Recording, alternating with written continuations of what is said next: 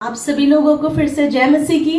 प्रभु को मैं धन्यवाद देती हूँ इस अवसर के लिए जो परमेश्वर के वचन में से आप सभी के बीच में बांट सकूं, इसलिए मैं प्रभु को धन्यवाद देती हूँ। और परमेश्वर कितना महान परमेश्वर है मेरे प्रियो। उत्पत्ति की किताब हमें एक बात को बताती है कि परमेश्वर ने अंधेरे को उजाले से अलग किया करके लिखा है। उसने अंधकार को उजाले से अलग किया। मेरे प्रियो, परमेश्वर, हमारा परमेश्वर जो है वो अलगाव का परमेश्वर है। मैं आज आप सभी के बीच में परमेश्वर के वचन से एक सेपरेशन के बारे में बात करना चाहती हूँ। सेपरेटेड लाइफ के बारे में मैं आप सभी के बीच में बात करना चाहूंगी मेरे प्रियो। और परमेश्वर ने हमें अवसर दिया है कि हम इन दिनों में अपने आप को जांचें और परमेश्वर के और भी करीब आने पाए। इसलिए प्रभु को धन्यवाद हो इस अवसर के लिए जो परमेश्वर हमें दे रहा है, जहां पर हम बिजी ज्यादा नहीं है, इसलिए क्योंकि अभी हम बाहर उतना जा नहीं सकते। हमारे पास बहुत समय है कि हम अपने आप को जांचें, परमेश्वर में बढ़े।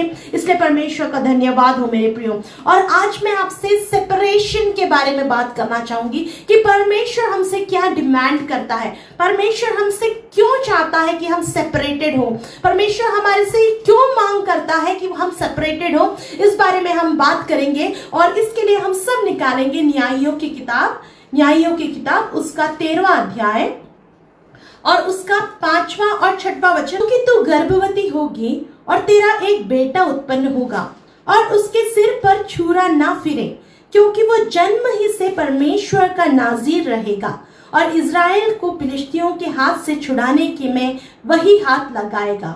उस स्त्री ने अपने पति के पास जाकर कहा, परमेश्वर का एक जन मेरे पास आया था जिसका रूप परमेश्वर के दूत का सा अति भय योग्य था, और मैंने उससे ना पूछा कि तू कहाँ का है, और ना उसने मुझे अपना नाम बताया। मेरे प्रियो, यहाँ पर हम देखते हैं शिमशोन के बारे में कहा गया है, उसके जन्म के बारे में कहा गया है। हम सेपरेशन के बारे में बात कर रहे हैं।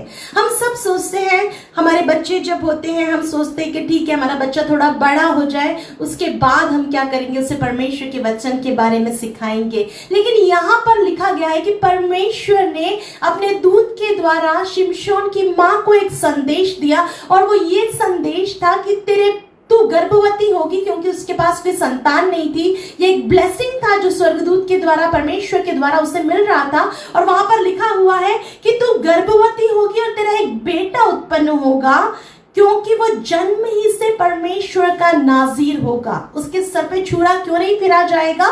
क्योंकि वो जन्म ही से नाज़ीर होगा। आप समझ पा रहे हैं कि वो जन्म से, बाय बर्थ, उसके माँ के गर्भ से परमेश्वर ने शिमशोन को इस पृथ्वी पर भेजने से पहले उसे अपने लिए सेपरेट कर रखा था। मेरे प्रियो, कितनी ही अद्भुत बात है, कितनी ही अद्भुत बात है कि जब परमेश्वर यहाँ शिमशोन की माँ से कह रहा है कि तेरा जो बेटा है वो जन्म से ही नाज़ीर होगा, तेरे गर्भ में जब वो आ रहा है उसी समय से मैंने उसे सेपरेट कर रखा है, मैंने उसे अलग कर रखा है, ताकि वो इज़राइलियों को फिलिस्तियों के हाथ से छुड़ाए। मेरे प्रियो, कितना ही सुंदर संदेश मैं सोचती हूँ शिमशोन की माँ को मिला। एक सेपरेशन का संदेश कि उसे अपने बच्चे को हमेशा सेपरेट करना है, और उसके बाद ये संदेश मिला कि वो डिलीवरर होगा, वो लोगों को छुड़ाएगा, इज़राइल के लोगों को छुड़ाएगा। कितना ही अद्भुत संदेश है मेरे प्रियो एक माँ के लिए। सोचिए, अगर कोई एक ऐसी स्त्री है जिसके पास कोई संतान नहीं है, और अगर उसको कई सालों से वो वेट कर रही हो, और उसे अगर स्वर्ग का दूत या परमेश्वर का एक आवाज मिले इस प्रकार का, तो वो कितनी खुश होगी। मेरे प्रियो, कितनी आनंद की बात है। परमेश्वर की योजना जो है वो बहुत अच्छी है, शिमशोन के लिए बहुत अच्छी है। क्या है? ये है कि वो जन्म से ही परमेश्वर के लिए क्या हो, अलग हो। मेरे प्रियो, आज हम सेपरेशन के बारे में बात कर रहे हैं कि हमें अपने आप को सेपरेट करना है, परमेश्वर के लिए हमें अपने आप को सेपरेट करना है करके लिखा है। और यहाँ पर हम शिमशोन के बारे में जब देखते हैं तो लिखा है he was separated from the womb of his mother। अपने माँ के गर्भ से ही उसको अलग किया गया था ताकि वो परमेश्वर का नाज़ीर हो करके लिखा हुआ है। हम एक और जगह से परमेश्वर के वचन में से कुछ पढ़ेंगे। उससे पहले मैं बताना चाहूंगी हमें किन किन चीजों से अपने आप को सेपरेट करना है, कौन सी ऐसी चीजें हैं जहां से हमें अपने आप को अलग करना है। मेरे प्रियो, कई बार परमेश्वर का पवित्र आत्मा हमें कई स्थानों में से अपनी ओर खींचना चाहता है। मतलब God wants us to be separated from certain places। परमेश्वर चाहता है कि हम कुछ जगहों से अलग हो जाए। शायद वो जगह हमारे लिए अच्छी नहीं होगी। परमेश्वर चाहता है कि हम कई लोगों से अलग हो जाए, क्योंकि जिस जगह में हम रहते हैं, जिन लोगों के साथ रहते हैं, शायद वो परमेश्वर की इच्छा के अनुसार नहीं होगा। इसलिए परमेश्वर चाहता है कई बार हम किसी लोगों से अलग हो जाएं। उसके बाद परमेश्वर कई बार ये चाहता है कि हम डेड पीपल, जो मरे हुए लोग हैं, कई डेड थिंग्स, जो मरी हुई वस्तु है, जो मरी हुई चीजें हैं, उनसे हम अलग हो जाए। मेरे प्रियो, परमेश्वर का वचन ये हमें सिखाता है। परमेश्वर ने हमें अलगाव का जीवन जीने के लिए बुलाया है। परमेश्वर ने शिमशोन को अलगाव का जीवन जीने के लिए बुलाया। परमेश्वर ने उसके मां के गर्भ में ही उसे एक अलगाव के जीवन के लिए जन्म दिया था। मेरे प्रियो, उसी प्रकार से आज परमेश्वर की मेरे और आपके लिए भी एक ही योजना है। वो ये है कि हम एक सेपरेटेड लाइफ जी सकें। मैं एक बहुत अच्छा सा एग्जाम्पल दूंगी। इस सेपरेटेड लाइफ जीने के लिए हमें कहीं दूर किसी जंगल में, किसी पहाड़ के ऊपर जाकर के बसने की जरूरत नहीं है। मेरे प्रिय, एक बहुत अच्छा एग्जाम्पल है उसके लिए। आप सब ने जहाज देखा होगा और समुद्र देखा होगा, या झील, नदी, कुछ भी देखी होगी। आपने हमेशा देखा होगा कि जो बोट होता है, जो जहाज होता है, वो हमेशा समुद्र के ऊपर होता है। समझ पा रहे हैं आप? समुद्र के ऊपर होता है हमेशा। मतलब समुद्र में है, समुद्र में ही है जहाज, समुद्र से बाहर नहीं है, समुद्र में ही है, लेकिन वो समुद्र के ऊपर रहता है। उसकी आइडेंटिटी दिख सकती है। लेकिन मेरे प्रियो, आप सोच करके देखिए, अगर उस बोट का, अगर उस शिप का, अगर उस जहाज का जो है आइडेंटिटी खत्म कब होती है मालूम? जब वो उस नदी के, या उस समुद्र के, या उस झील के जब वो अंदर चले जाता है, मतलब डूबने लगता है, या दूसरे शब्द में हम कहें कि समुद्र का या झील का या नदी का पानी जब उस जहाज के अंदर आने लगता है, उसकी आइडेंटिटी पे प्रश्न आने लगता है। मेरे प्रियो, हमारा जीवन भी इसी प्रकार से है।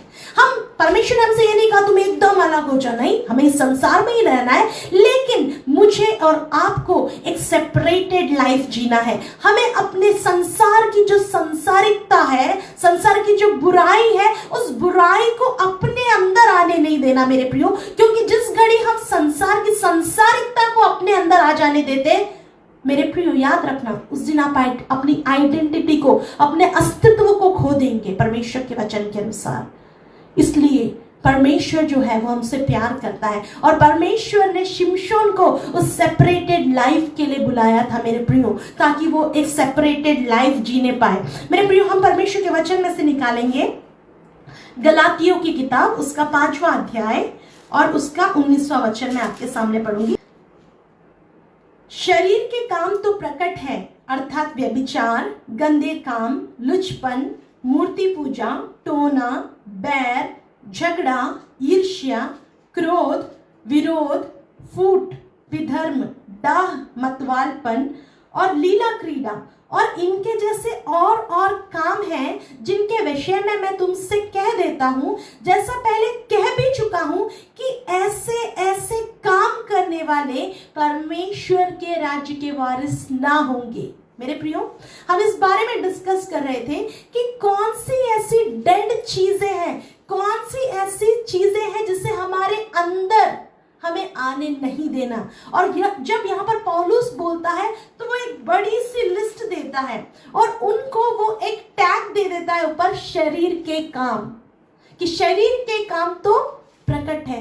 बुराई करना, मुंह से गंदी गालियां बकना, गंदी चीजों को बोलना। मेरे प्रिय, परमेश्वर का वचन कहता है, क्या तुम नहीं जानते कि तुम्हारा शरीर परमेश्वर का मंदिर है? हम परमेश्वर का मंदिर है। मेरे प्रियो, हमारे अंदर अगर परमेश्वर वास करता है तो ये गंदी चीजें, ये गंदी बातें कभी हमारे अंदर से नहीं निकलनी चाहिए मेरे प्रियो, क्योंकि हम एक समय वैसे थे, हम वैसे ही थे। हम जो थे एक ऐसे बोट के समान थे जो समुद्र के अंदर डूब गया था, लेकिन यीशु मसीह ने अपने हाथ को बढ़ा करके हमें उस दलदल की कीच से निकाल करके मेरे प्रियो चट्टान पर खड़ा किया है, और इसलिए हमसे वो एक डिमांड करता है, हमसे वो एक इच्छा को रखता है कि हम एक सेपरेटेड लाइफ जिए परमेश्वर के लिए। जिस सेपरेटेड लाइफ को जीने के लिए परमेश्वर ने शिमशोन को बुलाया था मेरे प्रियो। ये जो हमने अभी देखा शरीर के काम, ये वो डेड थिंग्स हैं, मरे हुए स्वभाव हैं जो कई बार हमारे अंदर आ जाते हैं और हमको भी मरा हुआ बना देते हैं मेरे प्रियो। हम एक और जगह से परमेश्वर के वचन में से पढ़ेंगे, गिनती की किताब उसका 6वां अध्याय और उसका 3रा वचन। तब वह दाखमधु आदि मदिरा से अलग रहे, वह ना दाखमधु ना मदिरा का सिरका पिए और ना दाख का कुछ रस भी पिए, वरन दाख ना खाए, चाहे हरी हो चाहे सूखी हो। मेरे प्रियो, यहाँ पर परमेश्वर गिनती की किताब में नाजीर व्यक्ति को, जो एक नाजीर करके परमेश्वर के द्वारा चुना जाता है, अलग किया जाता है, वो क्या कर सकते हैं और क्या नहीं कर सकते हैं, इस बारे में ये पूरा चैप्टर है। आप बाद में पढ़ सकते हैं इस पूरे चैप्टर को। तो यहाँ पर हमने शिमशोन के बारे में देखा कि परमेश्वर ने उसकी माँ के गर्भ से उसे नाजीर होने के लिए अलग किया। नाजीर होने के लिए जब परमेश्वर ने उसे अलग किया, हम ऑब्वियस सी बात है जानते हैं, गिनती 6 में जो दिया है, कई ऐसी चीजें हैं जो उसे करनी चाहिए थी और कई ऐसी चीजें जो उसे नहीं करनी चाहिए थी मेरे प्रियो। लेकिन हम देखते हैं कई बार शैतान जो है हमारे अंदर के अभिषेक को छीनना चाहता है मेरे प्रियो। याद रखिए, आपके अंदर परमेश्वर ने अगर कोई अभिषेक दिया है, उस अभिषेक को अगर कोई खत्म करना चाहता है, उस परमेश्वर की आशीष को अगर कोई चुराना चाहता है, तो वो शैतान है। याद रखिए, परमेश्वर का वचन कहता है यूहन्ना उसके 10 में कि चोर किसी और काम से नहीं पर चोरी करने, घात करने और नष्ट करने को आता है। पर मैं इसलिए आया, यीशु मसीह कहते हैं, पर मैं इसलिए आया कि तुम जीवन पाओ और बहुतायत का जीवन पाओ। मेरे प्रियो, यहाँ पर शिमशोन को जो परमेश्वर ने एक सेपरेटेड लाइफ होने के लिए जिसको चुन लिया था, उसके ऊपर मेरे प्रियो कई बार वो दुष्ट का नजर था मेरे प्रियो। वो चाहता था कि वो अभिषेक जो है उससे छीन जाए मेरे प्रियो। इसलिए शिमशोन को भी शैतान ने कई डेड चीजों की और उसकी आंखों को लगाया मेरे प्रियो। हम सब इस बात को बहुत ही अच्छे से जानते हैं कि शिमशोन जो था, कोई भी नाजीर लोग जो है वो डेड चीज के पास नहीं जा सकते। जब आप उस नियम को पढ़ोगे वहां लिखा हुआ है। और हम सब जानते हैं कि जब शिमशोन एक बार अकेले यात्रा कर रहा था, उस समय पे लिखा हुआ है, वो जब यात्रा करके जा रहा था, उससे एक शेर दिखाई दिया। तो वो शेर जो था वो मरा पड़ा हुआ था और उस मरे हुए शेर के अंदर मधुमक्खियों ने छत्ता बना लिया था। अब सोचिए मेरे प्रियो, अगर शेर आज मरा है तो शायद ही कोई मधुमक्खी का छत्ता एकदम से बना ले, लेकिन हो सकता है धीरे धीरे जब वो शेर मर के डिकम्पोज हो चुका होगा, अंदर का खोखला हो चुका होगा, कई मधुमक्खियों ने शायद अंदर छत्ता बना लिया होगा।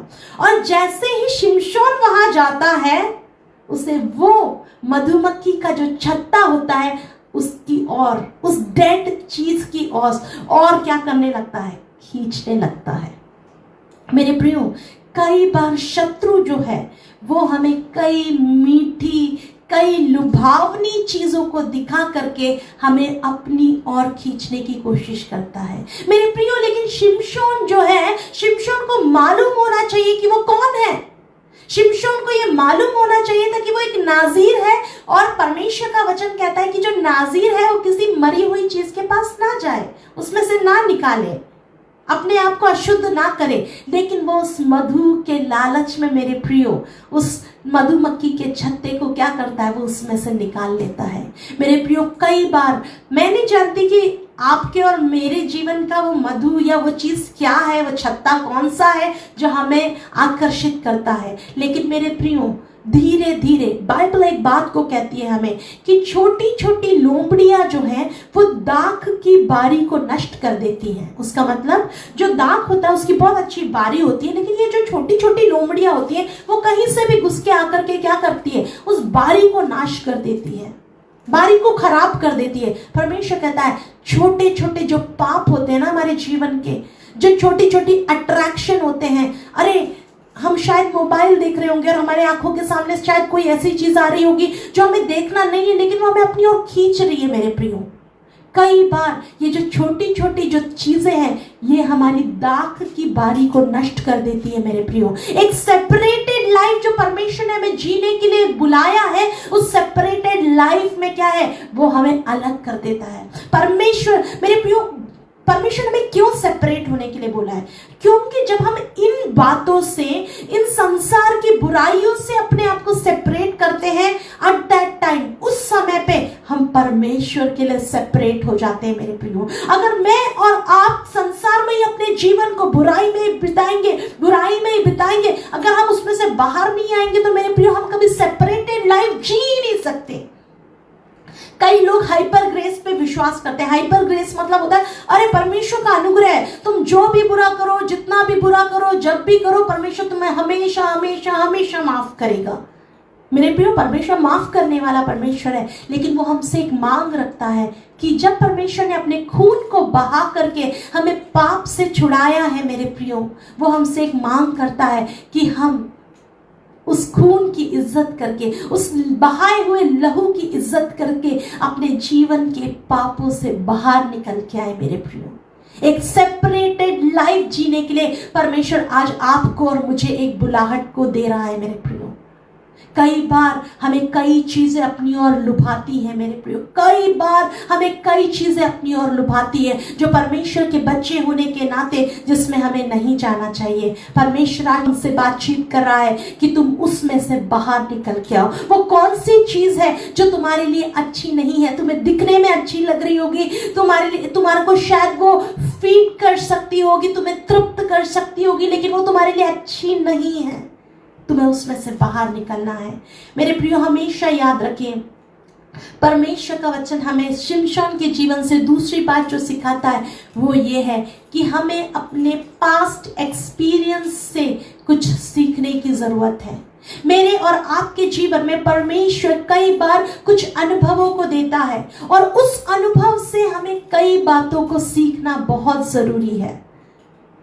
अगर हम नहीं सीखेंगे मेरे प्रियो, हम नाश की ओर बढ़ते जाते हैं, हम नाश की ओर अपने आप को बढ़ाते हुए जाते हैं मेरे प्रियो। तो मैं दूसरी बात आपसे कहना चाहूंगी, learn from your past experiences. अपने पुराने अनुभवों में से आप कई बातों को सीखिए। मैं आपके सामने पढ़ूंगी न्यायियों की किताब, उसका 14 अध्याय का 14वां वचन और 17वां वचन।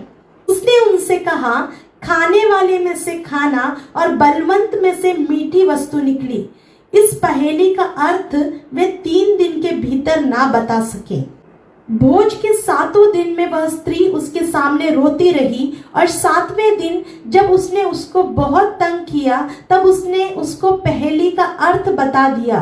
तब उसने उसे अपनी जाति के लोगों को बता दिया। मेरे प्रिय देखिए, शिमशोन ने एक पहेली रखी थी कि जो बलवंत है उसमें से मधु निकला। अब ये शिमशोन के अलावा किसी को नहीं मालूम था कि इस रिडल का मतलब, इस पहेली का अर्थ क्या है। लेकिन वो जिससे प्यार करता है, वो जो लड़की है, वो उसको बार बार लुभा करके पूछती, तू मुझे बता, मुझे लगता है तू मुझसे प्यार नहीं करता, तू मुझे बता कि इस पहेली का अर्थ क्या है, मुझे बता। और तब लास्ट में शिमशोन जो होता है उस लड़की को बता देता है कि बलवंत में से मधु का अर्थ निकाला गया, जो खाने वाले में से खाने की वस्तु निकाली गई, उसका अर्थ ये है खाने वाला शेर है जो हमें खा जाता है, लेकिन खाने वाले के अंदर से खाने की चीज निकाली गई, मतलब उस मरे हुए शेर के अंदर से मधु निकाला गया। और जैसे इस लड़की को ये पता लगता है, ये अपने जाति के लोगों को जाकर के बताती है। ये शिमशोन के लिए क्या होता है कि एक्सपीरियंस था कि मुझे अपनी सीक्रेट बातों को किसी को शेयर नहीं करना है। ये एक एक्सपीरियंस था मेरे प्रियो, याद रखिए, एक एक्सपीरियंस था। लेकिन हम जब वचन में आगे जाते हैं और वो जब फिर से पूछती है बाद में कि तू मुझे बता, मैं किसी को नहीं बताऊंगी, तेरा जो बल है वो किस चीज में है, तेरा बल कैसे है, तू इतने लोगों को एक साथ कैसे खत्म कर देता है। शिमशोन मुझे बता, तू मुझसे प्यार नहीं करता। शिमशोन को याद करना था कि मेरा पहला एक्सपीरियंस कैसा था। लेकिन मेरे प्रियो, उसने उस बात को भूल करके उनको ये बताया कि अगर मेरे बाल काट दिए जाए तो मेरी सारी ताकत चली जाएगी। अगर मेरे बाल काट दिए जाए तो मेरी सारी ताकत चली जाएगी। क्योंकि शिमशोन नाजीर था, तो नाजीर जो होते हैं उनका बचपन से, पैदाइशी से उनके सर पे कभी छुरा नहीं फिरा जाता। इसलिए मैं इमेजिन करती हूँ कि जो शिमशोन होगा उसके बाल मेरे ख्याल से बहुत लंबे होंगे, बहुत लंबे होंगे। और तब वो जो स्त्री रहती है वो उसके लोगों को जाकर के बता देती है कि जो शिमशोन है, शिमशोन ने उसको बताया कि उसकी ताकत जो है उसके बालों में है। पर मैं आज आपसे एक प्रश्न पूछना चाहूंगी, आपको क्या लगता है शिमशोन की ताकत किस चीज में थी? उसके बालों में थी? मेरे प्रियो, परमेश्वर का वचन मैं आपको एक और जगह से पढ़ाना चाहूंगी। हम पढ़ेंगे न्यायों की किताब, उसका 16 अध्याय और उसका 20वां वचन।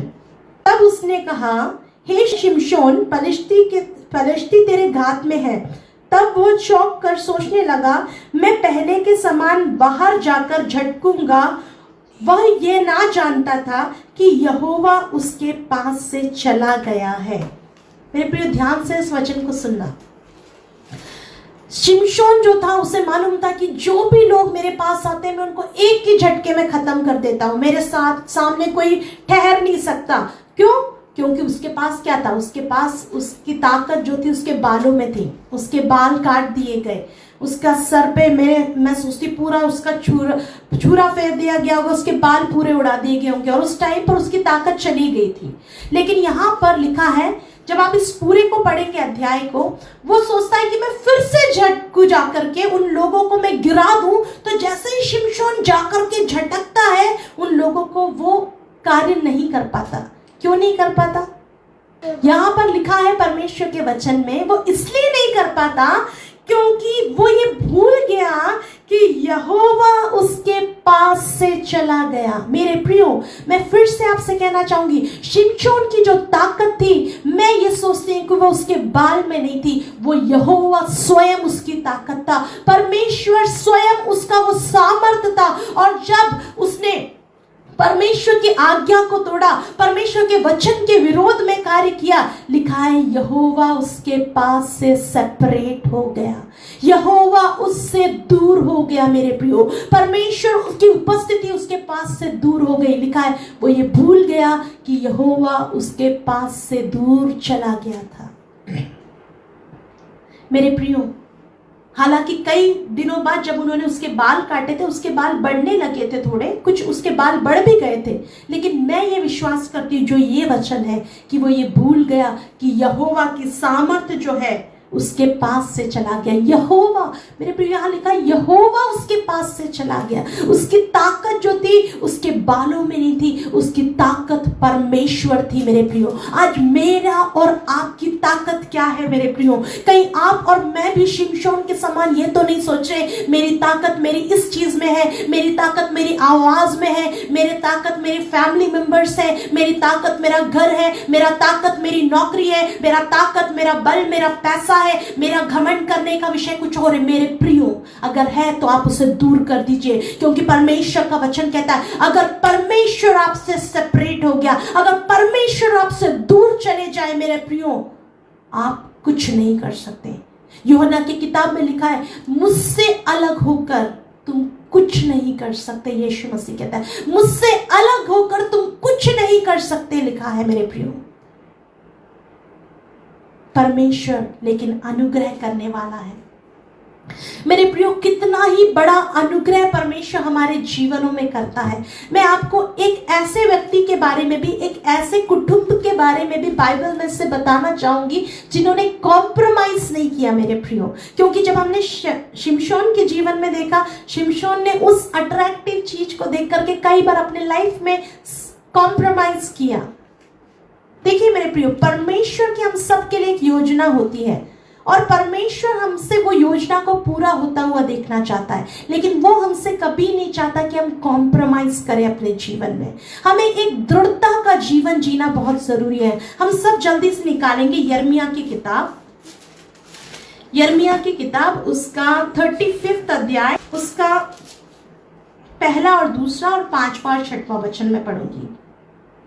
योशिया के पुत्र यहूदा के राजा यहोयाकीम के राज्य में यहोवा की ओर से ये वचन यिर्मयाह के पास पहुंचा, रेकाबियों के घराने के पास जाकर उनसे बातें कर और उन्हें यहोवा के भवन की एक कोठरी में ले जाकर दाख मधु पिला।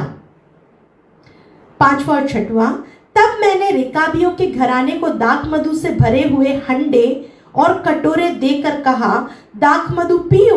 उन्होंने कहा, हम दाख मधु ना पिएंगे, क्योंकि रेकाब के पुत्र योनादाब ने, जो हमारा पुरखा था, हमको ये आज्ञा दी है कि तुम कभी दाख मधु ना पीना, ना तुम ना तुम्हारे पुत्र।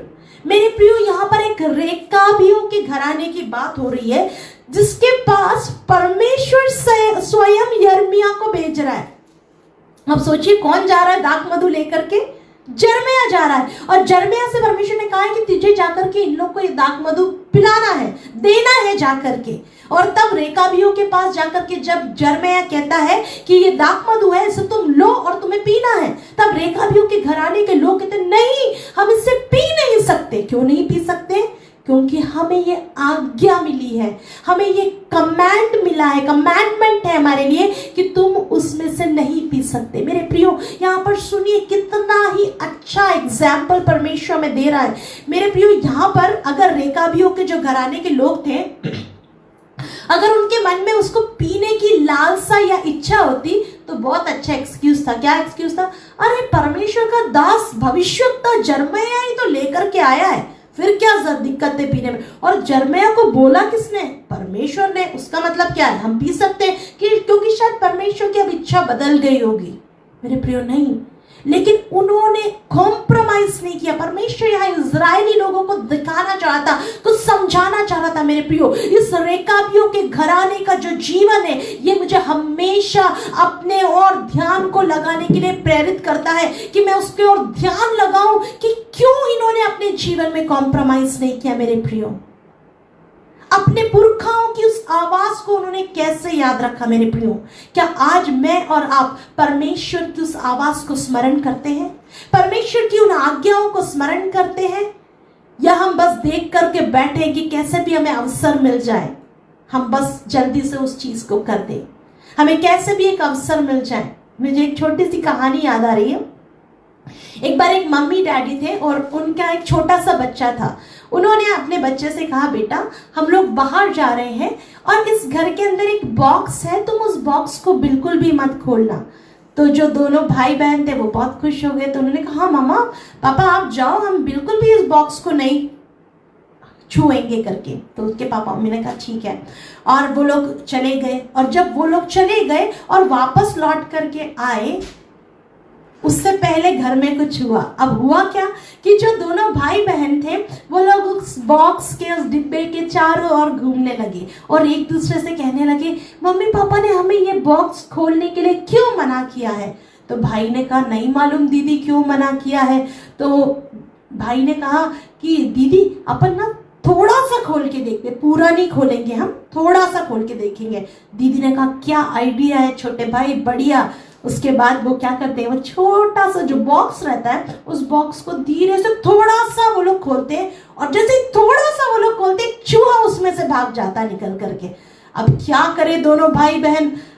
पापा मम्मी को अब पता भी लग जाएगा। कैसे पता लगेगा? क्योंकि डिब्बा जब खोल करके देखेंगे उसमें चूहा नहीं है। अब छुपा भी नहीं सकते कि हमने नहीं खोला, क्योंकि ऑब्वियस सी बात है, पता लग जाएगा कि इसको खोला है मतलब इस चूहा नहीं है, उसका मतलब इन्होंने खोला है। मेरे प्रियो, कई बार मैं और आप जो होते हैं, हमारी परिस्थिति ऐसी होती है, हम अवसर देखते हैं कब हमें पाप करने का अवसर मिल जाए, कब हमें किसी चीज में कोई चीज जो अट्रैक्ट कर रही है हमें, हमसे जिसके लिए मना किया गया है, हम उसके पास उसमें जाने का अवसर देखते हैं। मेरे प्रियो, शैतान जो है वो कई बार हमें लुभाता है। शैतान बहुत चालाक है। मेरे प्रियो, याद रखिए, मैंने शुरू में कहा था, शैतान आपके अभिषेक को चुराना चाहता है। मैं और आप अपने जीवन में कॉम्प्रोमाइज करना छोड़ दे। मेरे प्रियो, आपकी और मेरी अगर कुछ ताकत है तो वो परमेश्वर है। मेरे प्रियो, और अगर परमेश्वर हमसे दूर चला गया, अगर परमेश्वर हमसे अलग हो जाए मेरे प्रियो, तो हमारे पास कोई ताकत नहीं रहेगी मेरे प्रियो।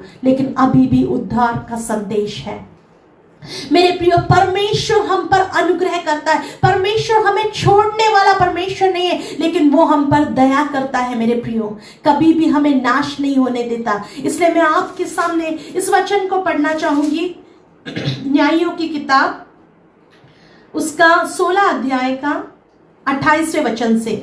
तब शिमशोन ने यह कहकर यहोवा की दुहाई दी, हे प्रभु यहोवा मेरी सुधि ले, हे परमेश्वर अब की बार मुझे बल दे कि मैं पलिश्तियों से अपनी दोनों आंखों का एक ही पलटा लूं।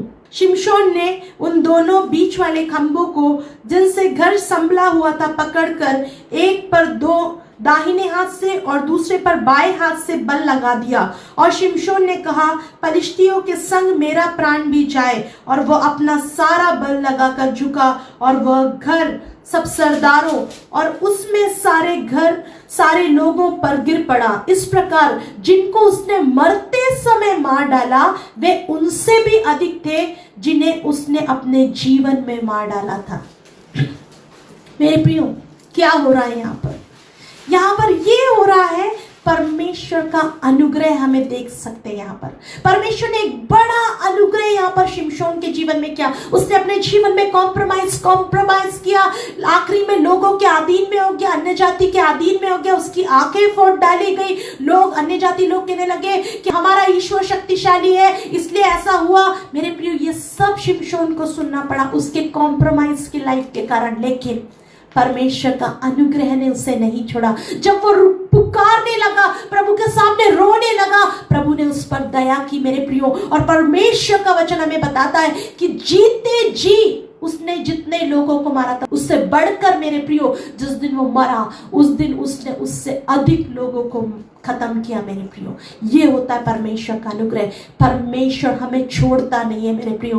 कई बार हम कॉम्प्रोमाइज करते हैं अपने जीवन में, लेकिन अगर आखिरी पल में भी मेरे प्रियो, अगर आप और मैं प्रभु के सामने पश्चाताप करते हैं, अगर आप और मैं प्रभु के सामने रोते मेरे प्रियो, वो आपको कभी नहीं छोड़ेगा, वो आप पे अनुग्रह करेगा, क्योंकि उसने आपको बनाया है मेरे प्रियो। उसने हमें बनाया है, वो हमें कभी छोड़ नहीं सकता। बाइबल कहती है जन्माने वाली माँ तुझे छोड़ सकती है, तेरे सगे लोग तुझे छोड़ सकते हैं, पर मैं तुझे कभी नहीं छोड़ूंगा मेरे प्रियो। ऐसा कोई पाप नहीं है जिसमें से परमेश्वर निकाल ना सकता हो मेरे प्रियो। वो अनुग्रह करने वाला है, वो दया करने वाला है, वो आप पर और मुझ पर भी अनुग्रह करता है। शिमशोन का जो जीवन है, शिमशोन का जो लाइफ स्टोरी है, वो 20 साल तक इजरायलियों पर न्याय करता रहा। ही वॉज अ जज, वो एक न्यायी था मेरे प्रियो।